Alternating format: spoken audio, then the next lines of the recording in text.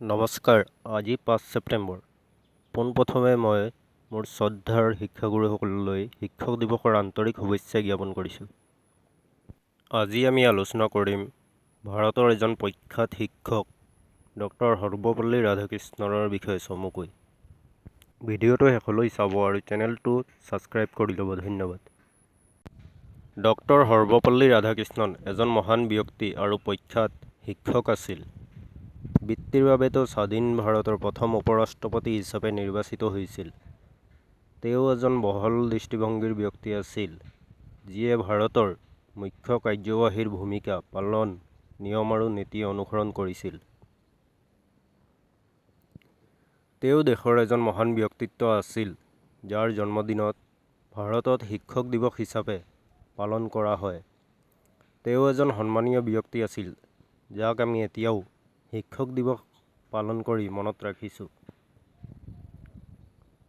আৰম্ভণি: প্ৰতি বছৰৰ ছেপ্টেম্বৰ মাহৰ ৫ তাৰিখটো দেশজুৰি শিক্ষক দিৱস হিচাপে পালন কৰা হয়। যিগৰাকীৰ স্মৃতিত এই দিৱস পালন কৰা হয়, তেওঁ কেৱল ভাৰতৰ নহয়, সমগ্ৰ বিশ্বৰে এগৰাকী শ্ৰেষ্ঠ শিক্ষক আৰু দাৰ্শনিক পুৰুষ। সেই শ্ৰদ্ধেয় ব্যক্তিগৰাকী হ'ল ডাক্তৰ সৰ্বপল্লী ৰাধাকৃষ্ণন, ভাৰতৰ দ্বিতীয় ৰাষ্ট্ৰপতি। তামিলনাডুৰ মাদ্ৰাজ চহৰৰ ওচৰৰ তিৰুথানী নামৰ এখন গাঁৱত এটি ব্ৰাহ্মণ পৰিয়ালত ১৮৮৮ খ্ৰীষ্টাব্দৰ ৫ ছেপ্টেম্বৰ তাৰিখে ডক্টৰ সৰ্বপল্লী ৰাধাকৃষ্ণনৰ জন্ম হয়। ৰাধাকৃষ্ণনৰ প্ৰাথমিক শিক্ষা নিজ গাঁৱতেই হৈছিল। তামিলনাডুৰ তিৰুপতিতেই তেওঁ উচ্চ শিক্ষা লাভ কৰিছিল। তিৰুপতিতেই পঢ়ি থাকোঁতে ভাৰতীয় ধৰ্মৰ প্ৰভাৱে তেওঁৰ মনত প্ৰভাৱ বিস্তাৰ কৰিছিল। দেউতাকৰ আৰ্থিক অৱস্থা টনকিয়াল নাছিল যদিও তেওঁৰ পঢ়া-শুনাত বাধা পোৱা নাছিল। তেওঁ ভেলোৰ চহৰৰ ভুৰহিদ মহাবিদ্যালয়ৰ পৰা F.A.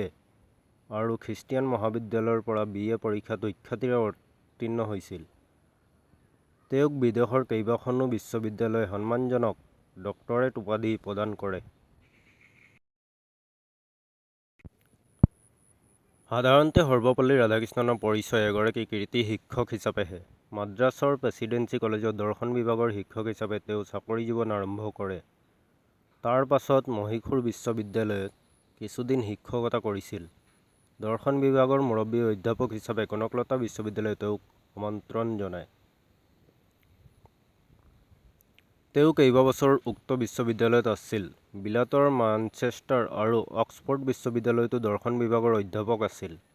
বেনাৰস হিন্দু বিশ্ববিদ্যালয় আৰু অন্ধ্ৰ বিশ্ববিদ্যালয়ত উপাচাৰ্য পদত থকাৰ উপৰিও তেওঁ দিল্লী বিশ্ববিদ্যালয়ৰ আচাৰ্য আছিল। মেধাৱী পুৰুষ আজীৱন শিক্ষাৰ লগত জড়িত এই পণ্ডিতগৰাকীক দেশ-বিদেশৰ কেইবাখনো বিশ্ববিদ্যালয়ে সন্মানজনক ডিলিট উপাধি প্ৰদান কৰিছিল। ১৯৪৯ চনত তেওঁক ছোভিয়েট ৰুছিয়াত ভাৰতৰ ৰাষ্ট্ৰদূত হিচাপে নিযুক্তি দিয়া হৈছিল। ১৯৫২ চনত ভাৰতত প্ৰথমগৰাকী উপ-ৰাষ্ট্ৰপতি পদত অধিষ্ঠিত হোৱাৰ পাছত ১৯৬২ চনত তেওঁ ডাক্তৰ ৰাজেন্দ্ৰ প্ৰসাদৰ পাছত ভাৰতৰ দ্বিতীয় ৰাষ্ট্ৰপতি হয়। তেওঁৰ অসাধাৰণ ব্যক্তিত্ব আৰু ভাৰত চৰকাৰে সৰ্বোচ্চ সন্মান ভাৰত ৰত্ন প্ৰদান কৰে। ডক্টৰ সৰ্বপল্লী ৰাধাকৃষ্ণনে দৰ্শন আৰু ধৰ্ম-সংস্কৃতিৰ সম্পৰ্কে কেইবাখনো পুথি লিখিছিল। ভাৰতীয় দৰ্শন আৰু ৰবীন্দ্ৰ দৰ্শন তেওঁৰ অমূল্য গ্ৰন্থ। এইগৰাকী মহান ব্যক্তিৰ ১৯৭৫ চনৰ ১৭ এপ্ৰিলত মাদ্ৰাজত পৰলোক প্ৰাপ্তি ঘটে।